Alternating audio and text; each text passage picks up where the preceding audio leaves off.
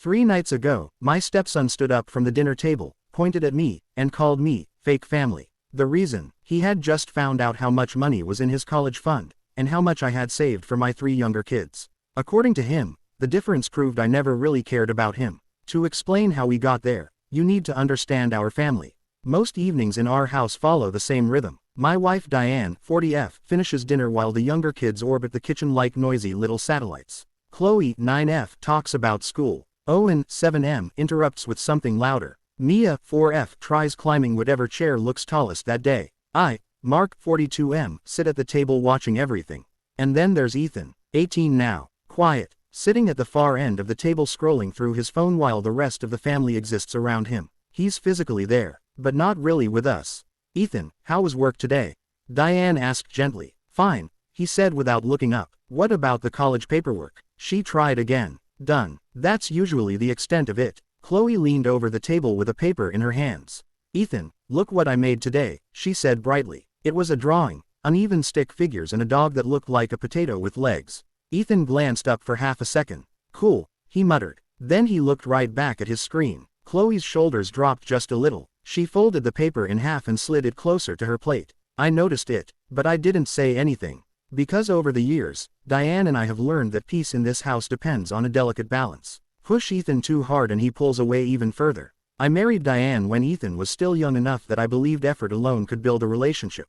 Back then, I tried hard. Probably too hard. I showed up to his soccer games, bought him things I thought he'd like, tried to talk to him about school, hobbies, whatever teenage boys were supposed to care about. He responded with the emotional warmth of a brick wall. Polite, distant, uninterested. Eventually we saw a family therapist. I still remember the therapist leaning forward in her chair and saying something that stuck with me. You're trying to force a bond he isn't ready for, she told me. Step back. Let him come to you. So I stepped back. The cold tension faded into something quieter. A few years later, after our youngest daughter Mia was born, Diane and I had a long conversation about money. College funds. Savings plans. Diane was worried about Ethan. Kevin, 40M, his biological father, had never been reliable financially. Child support arrived when it arrived. Sometimes months passed without it. We both knew there was a real chance Ethan could end up with nothing when college came around. So we made a plan. I'll cover the little ones. Chloe, Owen, and Mia, I said. Diane looked at me. And Ethan? She asked quietly. You save for him, I said. That way he's covered either way. If Kevin helps, great. If he doesn't, Ethan still has something. Diane's eyes filled with tears almost immediately. You'd really do that? She asked. To me, it was simple math. Ethan already had 2 parents responsible for him. The younger 3 only had us. But it also felt important to make sure Ethan wasn't left behind if Kevin did what Kevin usually did. So that's what we did. Separate funds. Separate responsibilities. Everyone covered. At the time, it felt fair. Kevin, meanwhile, stayed exactly who he'd always been. The weekend dad. The fun one. He'd show up occasionally with a new phone, a pair of shoes, some expensive gift that made Ethan light up the way teenagers do when someone hands them something shiny. Then he'd disappear again until the next visit. Child support came when it came. Usually late, sometimes not at all, but Ethan adored him. I never said a bad word about Kevin. Because Ethan loved him. And sometimes I couldn't help noticing the strange math of it all. Kevin was admired for showing up occasionally. I was tolerated for being there every day. Still, I told myself that wasn't the point. The point was stability. The point was making sure all 4 kids had what they needed. For years, that fragile system held together. Not warm, not close, but peaceful. At least until the talk about college funds started. The day Diane showed Ethan the college fund started as a good day. She had been saving for years, quietly, carefully. That evening she called Ethan into the living room. I was in the kitchen rinsing dishes when I heard her say, "Hey, come here for a second. I want to show you something." Her laptop was open on the coffee table. Ethan sat down beside her, half curious, half distracted. "What is it?" he asked. Diane turned the laptop so he could see the screen. "That's your college fund," she said. The number sat there on the page. $30,000. Not enough to cover 4 full years of college. But it was a start. For a moment Ethan just stared at the screen. Then something unexpected happened. He smiled. "Seriously?" he asked. Diane nodded. "I've been saving for a long time." Ethan leaned over and hugged her. It was quick, a little awkward, but it was a hug. And Diane's face lit up. Later that night she told me about it in the kitchen. He hugged me, she said, almost laughing with relief. That's good, I said. And I meant it. For a second, it even felt like maybe something had shifted. That weekend Ethan went to Kevin's place. He packed a bag Friday afternoon casually, like it was just another routine trip. I watched him leave from the doorway. What I didn't know then was that this particular weekend was going to undo something that had taken years to carefully build. Over at Kevin's apartment, the routine was different. Weekends with him were built around takeout containers, video games, and whatever new gadget he'd picked up recently. At some point during the evening, Kevin asked the question, "What's the old man setting you up with for college?" Ethan probably didn't think much about the question. He mentioned the number. "Mom showed me the account," he said. "It's like 30 grand. Kevin snorted. "That's it," he said. Ethan frowned slightly. "What do you mean?" Kevin leaned back in his chair. "There are 3 other kids in that house. You think they're not saving for them too?" The idea landed quietly in the room. "Your family too. You're entitled to the same treatment." He said it lightly, like it was something Ethan should have realized already. And just like that, a seed was planted. The question came 3 nights later. It was dinner time again. One of those noisy, ordinary evenings. The house felt normal. Until Ethan spoke. His voice cut cleanly through the noise. "How much do the little ones have?" For a second, no one understood what he meant. Diane looked up first. "What?" Ethan was staring straight at her. "Their college funds," he said. "How much do they have?" The room went quiet. Diane tried to soften it. "Ethan," she said gently, "that's not really something we need to."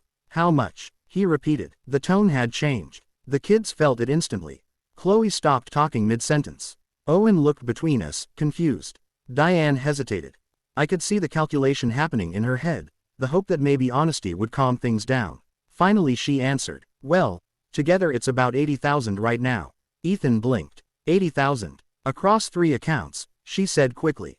"It's for all of them combined." But the numbers were already doing their work. 80,000 divided 3 ways. More per child than he had. Ethan pushed his chair back so suddenly it scraped hard across the floor. "So I get scraps," he said. His voice wasn't shouting yet, but it was shaking. "While his kids get everything." Mia startled at the noise. Chloe looked down at her plate. "Ethan," Diane said quickly, "that's not what." "I knew it," he said, louder now. "I knew I was never really family here." The words came out fast after that, years of frustration pouring through a crack that had just finally opened. "I mean, look at it," he said, gesturing around the table. 3 perfect little replacements. "They're not replacements," Diane said desperately. But Ethan was past listening. "I get 30 grand and they get 80. He said. "Tell me that's fair." "It's not 80 each," Diane said. "It's still more than me." His voice cracked on the last word. And suddenly it wasn't just about money anymore. It was about every moment he'd felt like the outsider in this house. "You never loved me," Ethan said, pointing at me now. His voice shook with anger and something deeper underneath it. "You tried for a while, sure. Buying stuff, showing up to things. Then you gave up." I didn't respond. "Your fake family," he continued. Diane was crying openly now. "That's not true," she said through tears. "Ethan, please." But he wasn't looking at her anymore. His anger had already chosen its target. "You don't care about me," he said to me. "You never did." For a moment the room was completely silent. Then Ethan turned, grabbed his jacket from the chair, and headed for the door. It slammed hard enough to rattle the picture frames in the hallway. The house was quiet by the time the next conversation happened. Chloe had cried herself to sleep. Owen refused to let go of Diane for almost 20 minutes before finally drifting off. Mia, thankfully too young to understand what had happened, fell asleep the moment her head hit the pillow. By the time the last bedroom door closed, the house felt hollow. I was sitting at the kitchen table when Diane came in. She looked exhausted. Her eyes were red from crying. She sat across from me slowly, folding her hands together like she was preparing to say something difficult. For a moment neither of us spoke. Finally she said quietly, "He's really hurt." I didn't answer. She took a breath. "I've been thinking about what happened tonight," she continued. "And maybe there's a way to fix it." "What kind of fix?" I asked. She hesitated before saying it. "Maybe we could take some from Chloe's fund." I looked up at her. "Just temporarily," she rushed to add. "We could move some money into Ethan's account so the numbers are closer. Then over time we pay it back slowly. He just needs to feel equal," she said. "Right now he thinks we treated him differently." I sat back in my chair and looked at her. This woman I loved, the mother of my 3 children. The person I had built an entire life with. You want me, I said carefully, to take money from our kids' college funds, to give to a boy who just called me fake family in front of them. Diane flinched slightly. He didn't mean it like that. He was angry, she said quickly. He's been carrying hurt for years. I didn't argue with that part. Of course he had. Children carry things adults don't always see. But Diane kept going. Kevin got in his head this weekend, she said softly. You know how Kevin is. Yes, I knew exactly how Kevin was. The fun dad. The one who could show up, stir the pot, and leave before any of the consequences arrived. But for years, Diane had never used Kevin as an excuse for Ethan's behavior. And now suddenly she was. You know Ethan, she continued. When he feels like someone's choosing against him, he shuts down. He lashes out. And the solution, I said slowly, is for me to take from Chloe, Owen, and Mia, so Ethan feels better. She looked down at the table. I thought about Chloe's drawing at dinner earlier that week. The way she had folded it up when Ethan barely looked at it. I thought about Owen hiding behind me tonight. About Mia growing up in a house where one child could explode and everyone else had to quietly adjust around it. And I thought about the years before this. All the effort. I gave him space. I accepted the polite distance because I believed it was what he needed. And over time that distance became the normal shape of our relationship. He refused family therapy because, in his words, I wasn't his family. But tonight, suddenly, I was family again. Not because he wanted a relationship. Because he wanted my money. I didn't say any of that out loud. Instead I just looked at Diane. You're asking me, I said quietly, to take from our kids to prove I love him. Her eyes filled with tears again. I'm asking you to help him feel like he belongs. I didn't answer immediately. Diane and I sat at the kitchen table for a long time after she made her suggestion. Neither of us raised our voices. That wasn't the kind of marriage we had built. But quiet conversations can carry just as much weight as loud ones.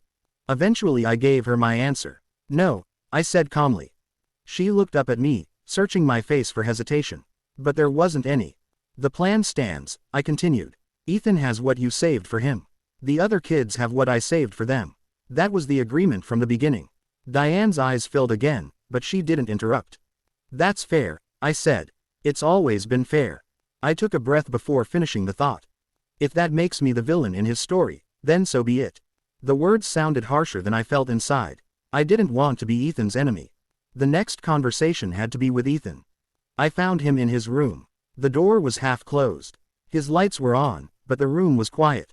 He was sitting on the edge of his bed staring at his phone, though it didn't look like he was actually reading anything.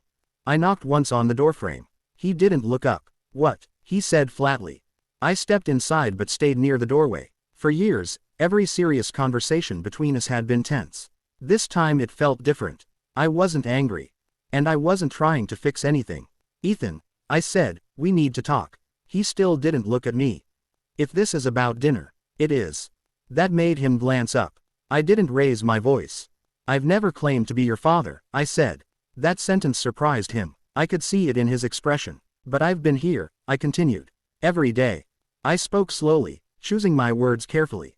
I paid for your food, your roof, your clothes, your health insurance. I helped make sure this house ran so you could grow up in it.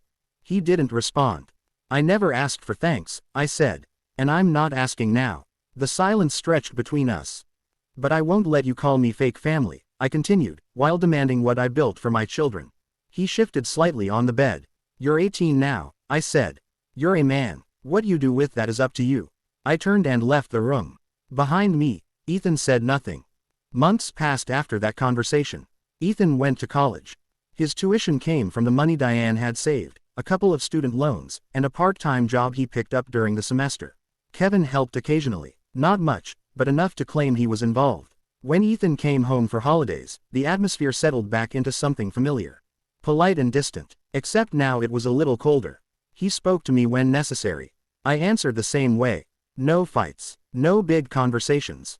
Just two adults sharing the same house for a few days at a time. The younger kids, meanwhile, had quietly adjusted.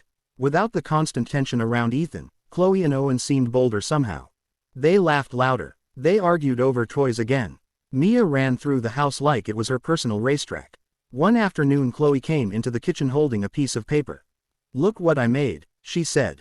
It was another drawing. This one had our house, a big yellow sun in the corner, and stick figures standing in front of it. She pointed to them one by one. That's you, she said, tapping a tall figure. And that's Mom. Next were 3 smaller figures, her, Owen, and Mia. Then, a little off to the side, there was one more stick figure. Smaller than the others, standing just slightly apart. That's Ethan, she said. The name was written above it in careful, uneven letters. I stared at the picture for a moment. It wasn't perfect. It wasn't the family I had once imagined when I first married Diane. But it was honest.